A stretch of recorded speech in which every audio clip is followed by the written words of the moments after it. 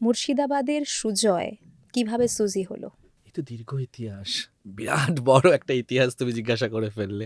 কোথাও এখনো কিন্তু আমি সুজয় আছি, কিছু কিছু মানুষের কাছে আমি এখনো সুজয়, মানে আমার কাছে হয়তো ওই নেমটা ডেড হয়ে গেছে, কিন্তু হয় না যে পরিচয়, আমার কর্মই হচ্ছে মানুষের পরিচয়। তো সেটা এখন আস্তে আস্তে আমার পরিচয় দিকে যাচ্ছে, কিন্তু সুজয় নামটা আমি, আমার বহরমপুরে অনেক বন্ধু বান্ধব আছে, তারা এখনো সুজয় বলেই প্রেফার করে। মা তো কখনোই কোনো দিকেই যাবে না। যা কিছু বলো, যে সুজয় থেকে সুজি হয়ে ওঠা, তার বীজটা কোথাও ওখানে রোপণ করা হয়েছিল বহরমপুরে। যে সেই সময়টা না আমাদের আন্দোলন শুরু হয়েছিল 2005, 6, 7, আমার 2006-5 মাধ্যমিক। তারপরে আমি ঘরের বাইরে বেরোই, মাধ্যমিক পর্যন্ত ঘরের বাইরে বেরোতে পারতাম না। তো সেই সময় আমি বাইরে বেরোনোর পরে আমার মতো কিছু মানুষ খুঁজে পেয়েছিলাম। একটা সময় পর্যন্ত কি ছিল বলো তো, যে আমি একাই, আমি ভাবতাম বোধহয় এই পৃথিবীতে আমি একা, আর কেউ নেই আমার মতো। এটা বোধহয় আমি একটা কোনো অসুখে ভুগছি, যে পুরুষ মানুষ দেখলে আমার কেন ভালো লাগে, আমি কেন মেয়েদের মতো সাজি। মানে আমার এটা মনে হতো, এটা একমাত্র হয়তো এত লোক আমাকে কেন রাগায়, আমার পেছনে কেন লাগে, বাড়িতে কেন বকা খায়, বন্ধুদের কাছে কেন ছোট হই, স্কুলে কেন এটা হই, আর সুন্দর পুরুষ দেখলে কেন অ্যাট্রাকশন। আমার মনে হতো এটা হয়তো কোনো অসুখ। 17-18 যখন আমার অ্যাডোলেশন আসবে, তখন হয়তো এটা কেটে যাবে। কিন্তু যত দিন যাচ্ছে তত তো দেখছি এটা বাড়ছে বাড়ছে। তখন আমি বুঝলাম আমার মধ্যে নারীসত্ব রয়েছে, আমি পুরুষ, কিন্তু আমরা আলাদা। পুরুষ শরীরে আমরা নারী, আমরা আমরা মেয়েলি পুরুষ ঠিকই, কিন্তু আমরা মেয়ে। তখন কোথায় ট্রান্স, কোথায় গে, তখন সবাই বলতো এই মেয়েলি পুরুষ, এই মেয়ে, এই গে, এই আমরা সমকামী। ছোটবেলায় নিশ্চয়ই অনেক স্ট্রাগল করতে হয়েছে এটা নিয়ে। ছোটবেলায় স্ট্রাগল প্রচুর, ছোটবেলায় স্ট্রাগলটা সব থেকে বেশি, কারণ খুব ছোটতে আমি আমার ঠাকুমার কাছে বড় হয়েছি। আমার মা তখন, আব্বা আলাদা থাকতো, মা বাবা, আমি ঠাকুমার কাছে বড় হয়েছি, সেখানে কাকা জ্যাঠা তারা সবাই ছিল। তো তাদের মধ্যে আমি নিজেকে কোথাও মেয়ে হিসেবে প্রমাণ করতে যেতাম, বকা খেতাম, মার খেতাম। স্কুলে যখন যেতাম, স্কুলের বন্ধুরা আমাকে একরকমভাবে রাগাতো, স্কুলের বন্ধুরা পেছনে লাগতো, আমার পাশে বসলে আমাকে একটু যেমন হয়। কিন্তু যেহেতু পড়াশোনায় ভালো ছিলাম বলে কেউ অতটা করতো না। কিন্তু আমার কাছে খুব একটা প্যাথেটিক ছিল, যেটা হচ্ছে আমি ওয়াশরুম ইউজ করাটা। যখন ক্লাস চলতো তখন আমি ওয়াশরুমে যেতাম। যখন হয় না ব্রেক, প্রত্যেকটা ক্লাসের মাঝে একদম। যে ব্রেকে সবাই ওয়াশরুমে যায়, আমি তখন যেতাম, কারণ ওখানে আরও সব ছেলেরা থাকতো। যখন সবাই ক্লাস করতো, স্যার কাছে স্যার বা ম্যামকে, ম্যাম আমি টয়লেটে যাবো। কেন? এই তো ব্রেক গেল, তুমি তখন কেন যাওনি কেন? এবার আমি বোঝাতে পারছি না যে ওই ব্রেকটা কেন আমার কাছে যে যায়নি? কতটা যন্ত্রণার। তো এইটা হচ্ছে ছোট, আরো অনেক ঘটনা আছে এরকম ছোটবেলায়। দাদা দিদিদের সবাই সেজেগুজে ঠাকুর দেখতে যাচ্ছে, ছেলেরা ছেলেদের জামা কাপড় পরে, মেয়েরা সেজেগুজে।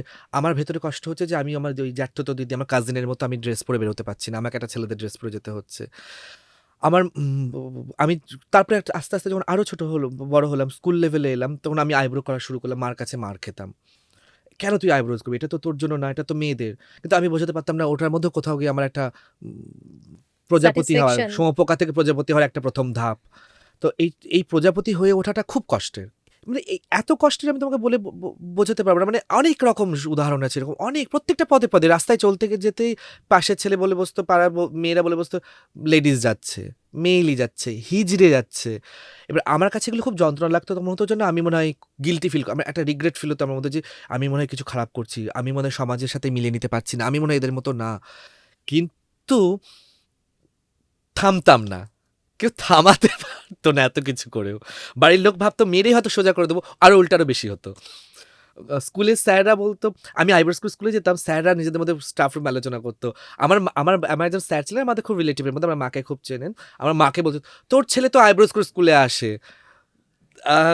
স্কুলের স্যাররা, আমি যখন স্টাফ রুমে কোনো কিছু বলতে যেতাম, স্যারদের মধ্যে একটা ফুসফুস হয়ে যায়, এই যে এই ছেলেটা এই আইব্রোজ করে, এই মেয়েদের মতো। মানে তখন না আমার কাছে এটা ভীষণ একটা, হয় না, একটা অস্বস্তিকর অবস্থার মধ্যে পড়ে যাওয়া। এইগুলো খুব হয়েছে ছোটবেলায়। একটা ভয়ঙ্কর আইডেন্টিটি ক্রাইসিস। ভয়ঙ্কর মানে মানে আমি তখন একা। সারা পৃথিবীতে আমি মনে করতাম আমি একা। তার মানে তুমি ভাবো, যে পৃথিবীটা এত বড় পৃথিবী, এত মানুষ, এই ব্রহ্মাণ্ডে যদি তুমি নিজেকে একা মনে করো, যে আমার মতো মনে হয় আমিই একা, তাহলে কি হতে পারে? কোনো বন্ধু ছিল না? খুব কম, খুব কম বন্ধু ছিল। যেহেতু স্কুলে ভালো বন্ধু অনেকেই ছিল। মানে আমার এমন ক্লোজ বন্ধুও ছিল, যে যাকে দেখে আমি নিজের নারীত্বের স্বাদ পেয়েছি। তো সেও কোথাও গিয়ে একটা সময় সে বিদেশে চলে গেল, আলাদা হয়ে গেল। তো এই চ্যাপ্টারগুলো আমি আর খুলতে চাইছি না। সেটা তো ধরো অনেক পরে। স্কুল আমি লেভেলেই, আমি স্কুল লেভেলেই, আচ্ছা। স্কুল তখন 7-8 পড়ি। আচ্ছা। তখন তো বয়ঃসন্ধি এসে গেছে, হুম, তখন তো হুম। শরীরের বাধা কেউ আটকাতে পারবে না, শরীরে চাহিদাগুলো তখন তো কেউ আটকাতে পারবে না। কোথায় কে আমাকে হিজড়ে বললো, কে মেয়ে বললো, কে ছেলে বললো, তাতে আমার কিছু যায় আসে না। শরীরের নিয়মে চলে, মনের নিয়মে চলে। তো সেই সময়ও আমি প্রথম যাকে ভালো লাগলো, যাকে দেখে আমার মনে হলো যে আমি তো মেয়েই, বড় হয়ে বোধহয় আমার এর সাথেই বিয়ে হবে, বড় হয়ে বোধহয় আমি ওকে বিয়ে করে ওদের বাড়িতে চলে যাব। তো সেও দেখতাম কোথাও আমাকে রাগাতে, এই চুপ কত, তুই গে। আমি না গে শব্দটা না প্রথমে বুঝতাম না, তখন আমি ক্লাস 7-এ পড়ি। গে শব্দটা মানে কি বললো? বাংলা মিডিয়ামের স্টুডেন্ট আমি, গে ফে তো তখন অনেক উচ্চ একদম, লেভেলের ওয়ার্ড একদম। সেই সময়। ইন্টারনেট অত তখন তো সহজে পাওয়া যায় তখন না তখন তখন। তো ইন্টারনেট ছিলই না। হুম। তখন তো ইন্টারনেট ছিলই না, ক্লাস 7-এ যখন পড়ি আমি। তো আমি গিয়ে বাড়ি থেকে ডিকশনারি খুলে বসলাম। ডিকশনারিতে দেখলাম গে মানে কি? গে মানে দেখলাম অনেক কিছু লেখা আছে। অক্সফোর্ড ডিকশনারিতে, ডিকশনারিতে যেটা মিনিং ছিল গে মানে যে এফিমেনেট। সেই সময় আমি দেখলাম যে এফিমেনেট হচ্ছে আমার মতো মানুষদেরকে গে বলে। আর সেই সময় আনন্দবাজারেও আমি আবার একটা জিনিস পেয়েছিলাম, সমকামী শব্দটা। যে সমকামীরা কেমন হয়, সমকামী আন্দোলন। তখন আমি ঠিক রিয়ালাইজ করলাম যে আমার মতো মানুষদেরকে সমকামী বলে। তো এইগুলো হচ্ছে ছোটবেলাকার পাওনা। তখন আমার কিন্তু কেউ বন্ধু, কারণ তাদের কাছে তো কোথাও কলেজের কথা আমি তোমাকে বলি। কলেজে মেয়েদের কাছে বসতে যেতাম, মেয়েরা বলতো এই এটা তোর জায়গা না, যা ছেলেদের কাছে যা। আবার ছেলেদের কাছে বসতে যেতাম, ছেলেরা কারো এদিক থেকে হাত আসতো, তো কারো ওদিক থেকে হাত আসতো। অসভ্যতা। হ্যাঁ, তো এইগুলো হয়েছে। এটা শুধু আমার না, এটা আমার মনে হয় আমার মতো প্রচুর যারা স্কুল কলেজ লেভেল পেরিয়ে এসেছে তাদের জীবনেও এই ঘটনাগুলোই ঘটেছে। পরিবারের সাপোর্ট কখনো পেয়েছো? পরিবারের বিষয়টা দেখো এমন একটা বিষয় না, পরিবার বলতে তো মা বাবা। আমি আমার স্টেপ ফাদারের কাছে বড় হয়েছি। আমি যখন খুব ছোট ছিলাম আমার মা আর আমার বাবা সেপারেট হয়ে গেছেন। আমার ভাই আছে। তো যখন আমার বাবা মা সেপারেট হয় তখন আমি আমার ঠাকুমার কাছে বড় হয়েছি, যেহেতু সেপারেশন চলছিল, ঠাকুমাদের কাছে বড় হয়েছি। তারপরে যখন আমি আমার মা আর যিনি আমার স্টেপ ফাদার, যার কাছে আমি এখন এসেছি, তাদের কাছে বিষয়টা কিছু বলতো, দেখবে সাপ তার আয়তনে বেশি কিছু খেয়ে ফেললে না পারে, গিলতে না পারে ওগলাতে। কারণ আমি এটার তোমাকে কত কি করে বোঝাবো, মানে বুঝতেই পারছো, তুমি খুব ভালো মতো বুঝতে পারছো যে এই হচ্ছে পরিবারের অবস্থা।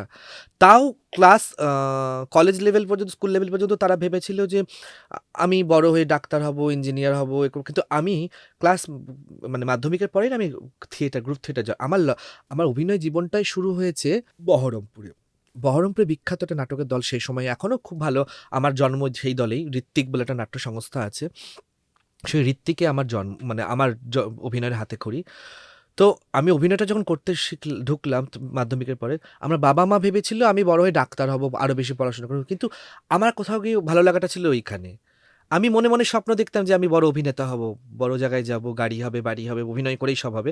আর মা বাবার স্বপ্ন দেখতো আমি বড় হয়ে, কারণ মাধ্যমিকের পরে আমি আবার পড়াশোনা করলাম, তখন আর্টস নিয়ে পড়াশোনা যে করলাম, তখন বাবা ধরে নিল যে আর তো ডাক্তার হওয়ার রাস্তা নেই, আর্টস নিয়ে কারণ আর্টস নিয়ে পড়াশোনা যখন করছে তখন স্কুল টিচার হবে বা প্রফেসর হবে আমার একদম। মতো। যিনি আমার স্টেফ, উনি কলেজের প্রফেসর ছিলেন। তো ওনাদের চিন্তাভাবনা ওনাদের মতো করে চলছে, আর আমার চিন্তাভাবনা আমার মতো করে চলছে। তারা কখনোই আমাকে এইভাবে সাপোর্ট করেনি যে তুমি শাড়ি পরো, চুড়ি পরো, বা মেয়েদের মতো সম্পূর্ণ তুমি সেই সময় তুমি মেয়ে হয়ে যাও। এখন আমার মেয়ে হয়ে যাওয়াটা না, আমি তো মেয়ে, আমার কোথাও গিয়ে কখনো তুমি, আচ্ছা তুমি তুমি নিজেকে ভাবো, তুমি একটা মেয়ে হয়ে জন্মেছো, সিসজেন্ডার ওম্যান, তুমি জন্মগত নারী, আমি হয়ে ওঠা নারী। তোমার কি কখনো নিজেকে মনে হচ্ছে আমি মেয়ে, আমি মেয়ে, আমি মেয়ে? মনে তো হয়নি। ঠিক এটা খুব আমার ন্যাচারাল না? ন্যাচুরালি আমারও মনে হচ্ছে এটাই তো আমি, এতে আলাদা কিছু নেই, এটাই তো আমি। কিন্তু সোসাইটি আমাকে বারবার বুঝিয়ে দিয়েছে না তুমি ওইটা, তুমি ওইটা, তুমি ওইটা, তুমি এইটা নও। তো তবুও আমি, ঠিক আছে, একটা সময় মনে হতো যে বলছে, কিন্তু পরের ক্ষেত্রে অন্য সময় মানে ওর থেকে যখন একটু আমার মতো আরো সবাইকে পেলাম, এই আন্দোলনে যুক্ত হলো, তখন মনে হতো না বাবা, যে যা বলছে বলুক, আমি একটা ভয়ঙ্কর মানসিক জোর দরকার না এই স্টেপটা নেওয়ার জন্য? ভয়ঙ্কর।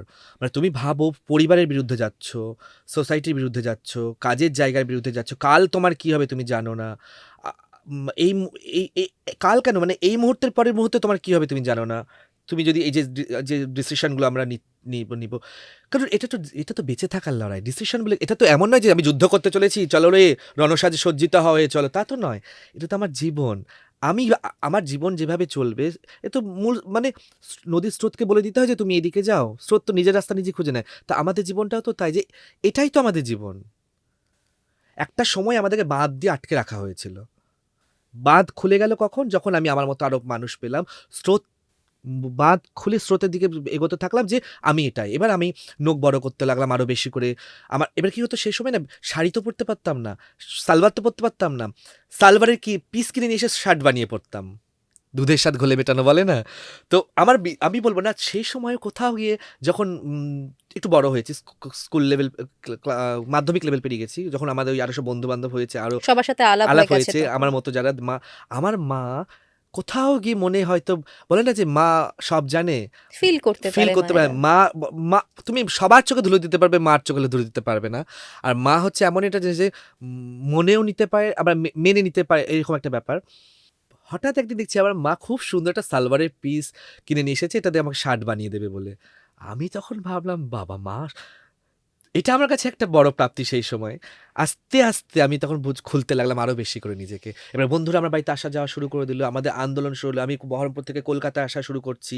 আমাদের র‍্যালি, বিভিন্ন ধরনের র‍্যালি সেই সময়, সেমিনার, এনজিওতে যাওয়া, এইগুলো তখন আমাদের মধ্যেও চলছে যে আ মানে সেই বলে না যে উম তখন রক্ত টগবগ রক্ত করে টগবগ ফুটছে। করছে যে এই আমাদের এটা হতেই হবে, সমাজ বদলানোর একটা, যে আমি এটাই, আমাকে দেখেই তো আরো সবাই এগিয়ে আসবে, আমাকে দেখেই সমাজ ঠিক হবে, সমাজ আমাকে কি ঠিক করবে, আমাকে দেখে সমাজ ঠিক হবে। তো এই যে যখন চলছে তখন কেউ কোনো বাধা বা আটকাতে এবং তার সাথে সাথেও চলছে, তখনও আমি ভাবিনি যে অদূর ভবিষ্যতে আরো অন্ধকারে অন্ধকার আছে।